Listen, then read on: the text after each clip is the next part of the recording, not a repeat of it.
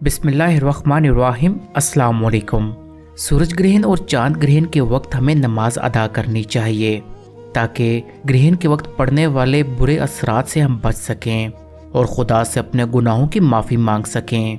ग्रहण के वक्त पढ़े जाने वाली नमाजों को नमाज कसूफ और नमाज खसूफ कहा जाता है। कसूफ का मायनी सूरज ग्रहण जबकि खसूफ का मायनी चांद ग्रहण है। नमाज कसूफ वो नमाज है जो सूरज ग्रहण के वक्त पढ़ी जाती है।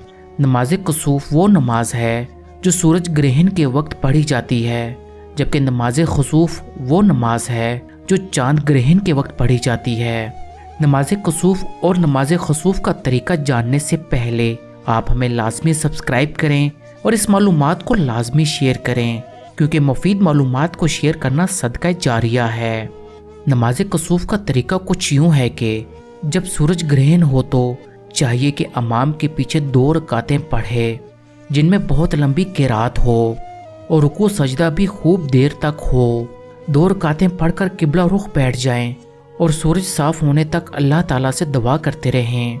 सूरज ग्रहण की नमाज की नीयत कुछ यूँ है कि नीयत करता हूँ 2 रकात नमाज नफल कसूफ शम्स की वास्ते अल्लाह ताला के पीछे इस इमाम के रुख मेरा किबला की तरफ, अल्लाह अकबर। जबकि नमाज खसूफ का तरीका कुछ यूँ है कि चांद ग्रहण के वक्त भी चांद साफ होने तक नमाज पढ़ते रहें, मगर अलहदा अलहदा अपने घरों में पढ़ें, इसमें जमात नहीं होती। चांद ग्रहण की नमाज की नीयत कुछ यूँ है, नीयत करता हूँ 2 रकात नमाज नफल खसूफ कमर की वास्ता अल्लाह ताला के रुख मेरा किबला की तरफ, अल्लाह अकबर। दोस्तों, मुझे उम्मीद है कि आप ग्रहण के वक्त नमाज ज़रूर अदा करेंगे और अपने इस भाई को अपनी दुआओं में ज़रूर याद रखेंगे।